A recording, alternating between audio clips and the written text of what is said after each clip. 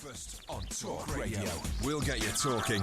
And in the studio with me now, we have spoken to him on the programme before, is Tommy Robinson, former founder leader of the EDL, who's now a best-selling author as well. Headlining the Times today. Tommy, good morning, by the way. Far-right fans fan flames of hate as number of white suspects soar, and they're pointing specifically to a couple of tweets you posted about the attack against the worshippers of that mosque. What would you like to say to that? What tweet specifically? Because I've just... OK, let me read this out to you then. OK, they're saying here... let me find this one in here. It's about basically saying, before people start aiming hate or threats at me about this revenge attack at your mosque tonight, I've warned for years what you'll create. Do you regard it then as a revenge attack?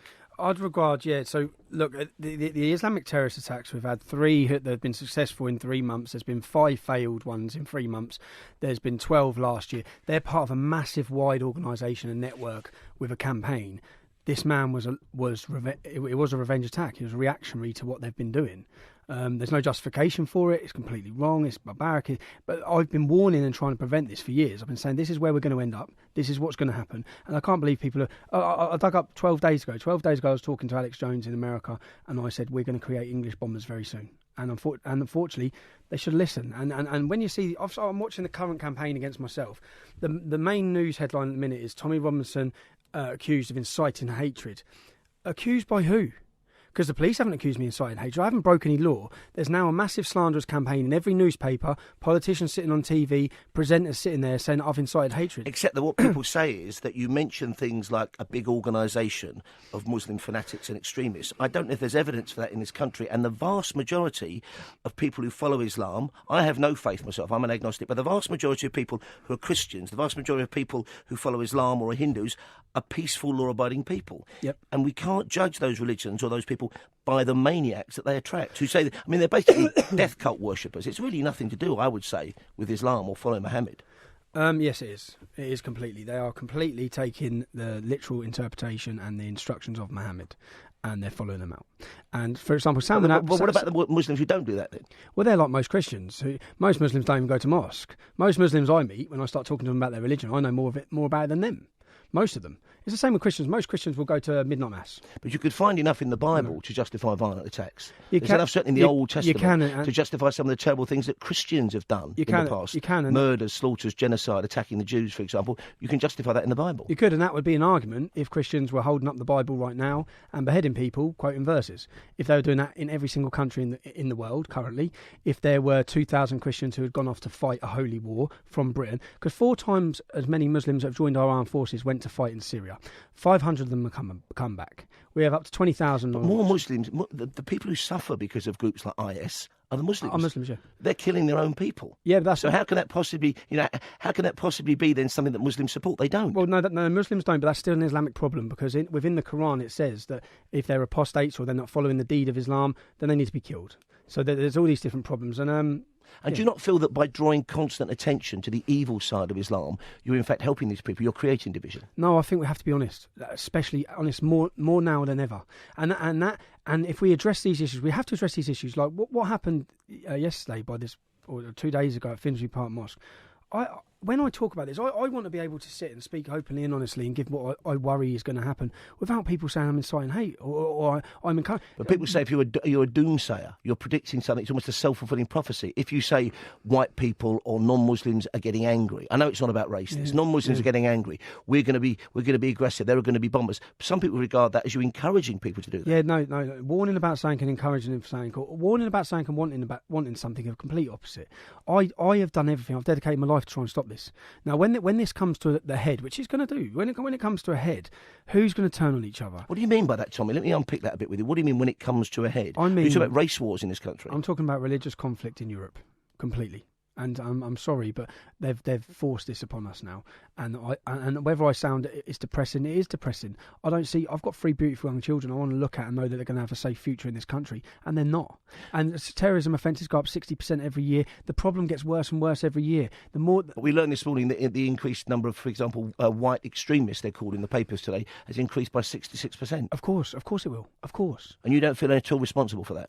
No, not at all. No, if you go through my speeches, Paul, don't listen to what the headlines say. Yeah, dig up my speech from when Lee Rigby was killed and this country was at the height of its tensions. The first speech I gave, and I know I have a responsibility because people are listening to me. I feel I have a responsibility to talk to them, and I always try and separate Muslims from Islam. Muslims are people. You can't hate people. Islam's an idea. I said it's a bad idea, and I think it needs as much criticism as we can give it. Is it a worse idea than Christianity? Yeah, completely. It's a completely different concept. Okay, let me play you something that a guest just about 10 minutes ago said to me, Ishmael Lee South, from an organisation called the Salam Project. Have a listen.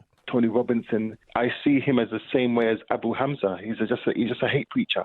He's just an opportunist hate preacher, just like how Abu Hamza was and Omar Bakri was. He's just a nut. He's just the right-wing version. Okay, so that was quite an extreme view expressed there. But what he's saying is basically you are effectively fanning the flames from the other side of the No, it's ridiculous. He said I'm Abu Hamza and Omar Bakri. Abu Hamza and Omar Bakri called for death and murder, and they want enslavement of non-Muslims. I'm not calling for enslavement of Muslims. I'm calling for peace. I'm not calling for any violence. As I said, my first speech after Lee Rigby, I stood on stage to all of our supporters at the height of tensions in our country, at the height, and I said there's 600 Muslims in the British Armed Forces who are doing a lot more for our country than I am. Yeah? If you attack a Muslim woman walking down the street, you are a complete coward. If you attack a mosque, you're a moron. Yeah? Every opportunity I've had, every single time, this whole not all Muslims, I go out of my way to make everyone clear of that, to make my supporters clear of that, to educate people that that people can be angry right now. They should be angry. We should be very angry at what's happened to our country, what's been allowed to happen. It's how you address that anger, which is what the government and policies, they shouldn't be trying to correct people for having a problem with Islam. They should be trying to help them address their anger and frustration in a democratic way. Squeeze a call in if you may. The number is 0344 499 1000. Let's go to Doncaster and say good morning to Chris. Chris, I'm not sure what's on your mind. Have you got a question for me or for Tommy? Well, I just wanted to point something out, really, to everybody. I'd just like to say hello to Tommy as well, and to you, Paul. I've sent you a message on Facebook, Tommy, so if you get a chance to read it at some point, I'd appreciate it. I'd just like to say, this morning I was listening, Paul, and you said that Tommy's getting some flack for saying it's a revenge attack, but how can it not be a revenge attack? Nobody's going to jump in a car and start mowing people down. Just because revenge. Yeah, I would say a revenge attack means you have a go at the people specifically who've done the atrocities you're unhappy about. Those people, though, are, as we know, dead. Okay, so you can't take revenge upon the dead. This seems to be a random attack, tarring all Muslims with the same brush. That's the problem with saying it's a revenge attack. No, but it's not. It's not tarring Muslims with the same brush. I mean, I'll be honest with you. I mean, I've just done a 14-year prison sentence. I was in HMP Frankland, and that to me is where the problems are starting for people that are doing what they're doing in England. Because I've seen good lads walk into the prison system and they're all right and everything's fine. Yeah, they've made a mistake and they're doing the time.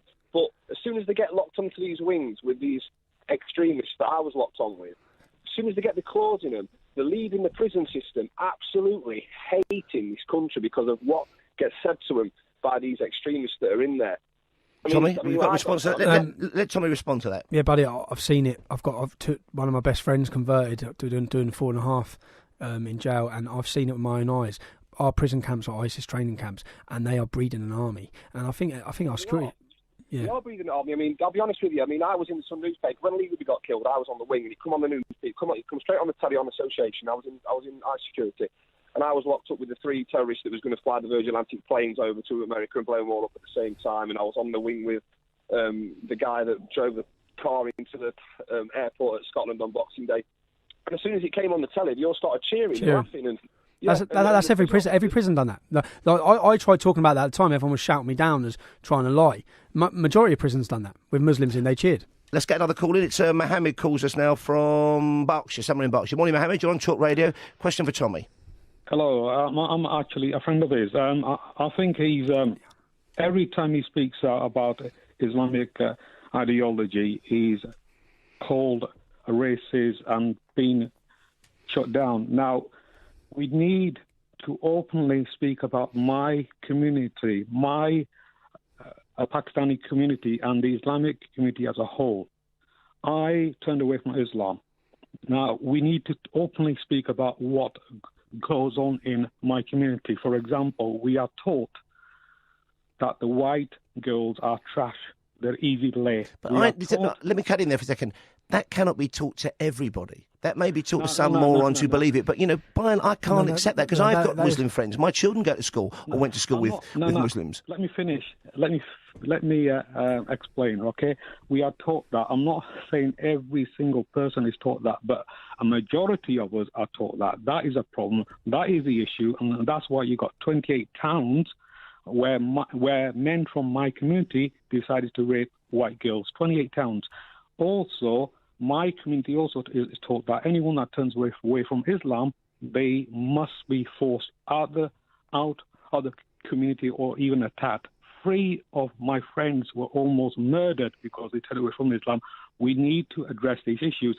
The trouble with Tommy is he has a passion and he's easily misunderstood as an angry, irrational person, and he's not. He has spoken against hate crimes against my community. He has flown a Pakistani flag in one of his speeches. He's even had an Indian person and 2 other Asians speaking on his platform at Manchester, speaking against hatred, and yet the media fails to report on that and highlight that. And I wonder what the media's agenda is. Well, I suppose it's they don't want to be seen to comment on things that aren't factual, but also they don't want to be seen to be fanning the flames of further hatred.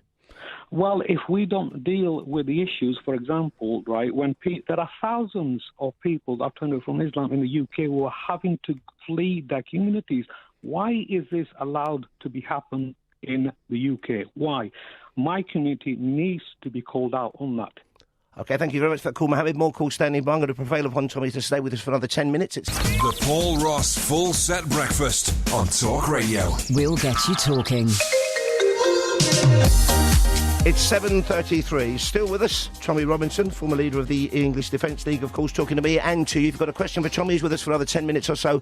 0344 499 1000. Let me ask you, Tommy, about Donald Trump's policy towards, or what he wants to implement, which is to ban citizens from, I think, 6 mainly Muslim countries from coming to the UK because their security forces won't cooperate with background checks.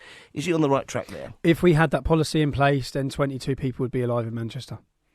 That's the reality. So what do you care about, hurt feelings, or do you want to protect kids? That's where we have to ask. That's where we have to put the situation we should be in. By the same token, if our society is in danger of fragmenting, isn't a constant focus on the negative, on that tiny minority of maniacs who are doing these things, isn't that going to be counterproductive? Won't that keep that atmosphere going, which allows people to be recruited by the extremists? No, I think all we need to care about is protecting our citizens. That's first and foremost. That's it. That's all we should be caring about. And when we now see that they're targeting our children, look, I have to leave it out there. I went into Didsbury Mosque and I picked up a book, and I've got the book, and they talk in the book about how music is evil and music is from the devil. This is in the mosque. Ian Paisley felt the same thing, though. Yeah, but this is in the mosque that Salman Abedi went to. So music is of the devil. They actually talk about young pop stars and how evil it is, and then they talk about Western civilization, how everything is wrong and everything is moral. When you get these 2 things in Didsbury Mosque, and then you have a preacher called Quick who comes in and says that if people leave Islam, they must be killed. You have another local preacher called Muhammad Adam who says that when you see non-Muslims walking down the street, you should force them to cross the other side of the road because they're filthy. He says that if you see non-Muslims, you should never say salam, never show them respect. But when you aren't these people just idiots, Tommy? Why should we give them credence? They're preaching in mosques, and we've got people from that mosque. Salman Abedi's father's part of the mosque. He fought for Al Qaeda. The imam from that mosque in Didsbury actually fought jihad in Libya himself, the imam. Yeah, that's like the priest is out there killing people. We need to realise what's going on in these mosques. Now, with this most recent terrorist attack this week by I forget the man's name, Osborne or whatever, at Finsbury Park Mosque. With the electric attack, yeah. But if we followed back from him and we found a centre in Cardiff where 4 non-Muslim men had been standing up saying we must kill Muslims, yeah, that centre would be shut down. Those people would be arrested. So we're too sensitive then? Well, what our police's responsible was with Didsbury Mosque, they put a police guard outside it, they protected it, they get council funding, and they stood together holding placards and banners saying stronger together. These men have... we would be stronger together, wouldn't we? We need to win these people over hearts and minds. No, you can't be stronger together with people who think that non-Muslims need to be killed. People who think that children need to be killed if someone leaves Islam. You can't be stronger together. You have to separate these people. There are some great Muslims out there, yeah, that are not like this. But when we find mosques like this, they must be shut down. And so long as you don't shut these mosques down, you don't show any light at the end of the tunnel. You don't show... You show 2,000... But all that happens then is they go... a church isn't a building. A church is a body of people. If you close down a mosque, they'll meet somewhere else. They'll meet in a field. They'll meet in a youth club premises. Yep, and we should be shutting that down as well. These preachers should not be allowed to fly in and out of our country. The problem is when people, the general public are watching all of this now because of media, because of online. Everyone's understanding. People are learning and seeing what's happening. They're scared. Yeah. and you will result in more men doing what happened this week. And that's not me wanting it. I said, talking about saying I'm wanting it, it's very different. Let me get a caller up. John in Manchester's joined the conversation. John, you're on Talk Radio. What do you want to say to us? Yeah, good morning, Paul. What I want to say is, I did actually ring you regarding the fact when you said earlier on about what unites us more than what divides us. It's the thing Joe Cox said, the Murder MP. She said we have more in common. Right. I've lived in a multicultural area of Manchester now 15 years, and there's no hatred here. Can I ask what area of Manchester you live in? Yeah, Longsight. Can I ask what percent of Muslims there are there? It's probably about 40% Muslim. Longsight is 40% Muslim. You sure of that? It's multicultural because there's Muslims. There's no, I understand that. What I'm asking, what percent of Muslim? Because I see multiculturalism. You see in Luton. Luton is where I've been brought up. Multiculturalism does work. When our political leaders come out and says it doesn't work, I think that that's an insult to Sikhs. It's an insult to Solutions, Jamaicans, Irish. It's an insult now to the Polish, who have all come here, worked hard and integrated. Now, I only talk about my experience of growing up in Luton. The town is divided in two through religious lines, not through racial lines. The Islamic community, the non-Islamic community. That's just where we're at. So I'd ask what the percentage of Muslims are in Longsight. You may have lots of black... Yeah, but why the divide? There shouldn't be a divide. Do you want me to tell you why the divide? We're all Abrahamic religions at the end of the day. Christianity and Islam and Judaism all have the same basic root. No, have you read the Quran? I have actually read large sections of the Quran, because I need to understand the area where I live. But what I want to take exception to you with, Tommy, seriously, is you actually said that if Donald Trump's rules had been in place, 22 people wouldn't be dead in Manchester. Well, it would be, because the guy lived in Russia. Yeah, but he wouldn't have been able to go get bomb training in Libya. Yeah, he can easily get bomb training on the internet, for goodness sake. What, a bomb that size? Well, no, I don't think so, mate. He went to a training camp. As we know, John, we don't want to descend into the mechanics of bomb making, because as we know from the dreadful London Bridge attack. No, what I'm saying is from the London Bridge attack, you don't need to make a bomb. This guy could come and go as he wanted because he was a British citizen. John, thank you very much for that call. He joined the conversation, moved it on, in fact, by dialing 0344 499 1000. See, you mentioned Luton. For about 18 months until September this year, I was living right beside Slough. I was in Slough a lot. Very big Islamic community in Slough. I got to know people there. I go in the charity shops, I talk to people. Even had a kind of small job over that way. I didn't get that sense of division you're talking about, because I don't think Catholics define themselves by their Catholicism. Sikhs may define themselves by their religion to an extent, but actually they're part of our society, as are, I would say, most Muslims. So Muslims are integrated in Slough? Well, from what I saw, yeah. So you saw groups of Muslims with non-Muslims? Yeah, I did, yeah. I saw them actually outside pubs together. Muslims in pubs? More outside, because it was summer, so more outside. But they'd be drinking orange squash or drinking cola, but they're in the pubs. Because I challenge every journalist when we come to Luton. I just say, find me. We'll spend the day in Luton if you want. Yeah. Find me a group of Muslims with a non-Muslim.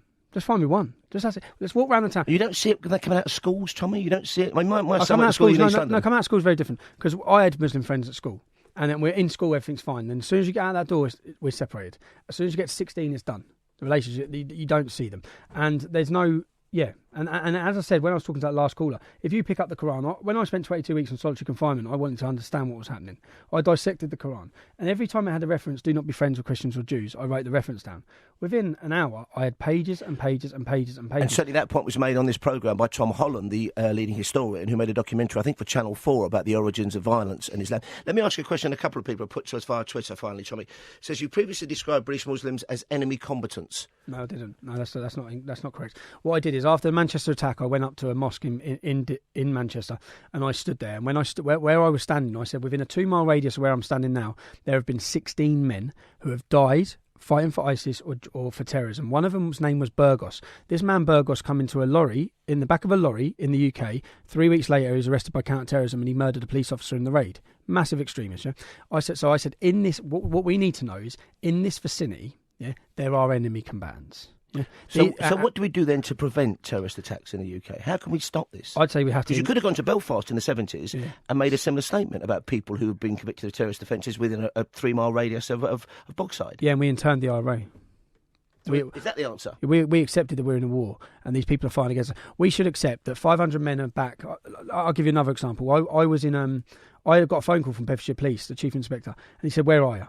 I said, I'm in the gym. Why? He said, where is it? I'm coming to see you. He comes to see me and he said, right, you're supposed to be here on Friday afternoon. And I was going into London. I said, yeah. He goes, well, your coordinates have been intercepted from a Twitter account in Syria, from an ISIS phone in Syria. So he said, we're asking you not to go. I said, well, why shouldn't I go? And he said, Tommy, 450 of them are back. ISIS fighters are back. I said, I didn't let them back. I said, so hold on. Yeah, but you put your head above the parapet time and time again. But you must go. There must be times when you think you're a target. No, I know I'm a target. So what I then said to him is, I'm not going to change my life at all. I'm not going to not go to this meeting or not go to where I'm supposed to be going because a load of barbarian cavemen want to kill me because I spoke out about their religion. Now, when I said that, then the police officer said, what if they kill one of our police officers? So I said, so now you're putting that on me. So now you're putting that on me. But if they're asking you not to go somewhere, they need to protect you. But what's next? They've asked me to leave Luton for the rest of my life. They've given me 6 letters from the government telling me they cannot protect me. I need to leave my hometown and never come back. Why? What? Because I speak about Islam. Okay, let's leave that question hanging. You didn't frankly have the balls to put country before party.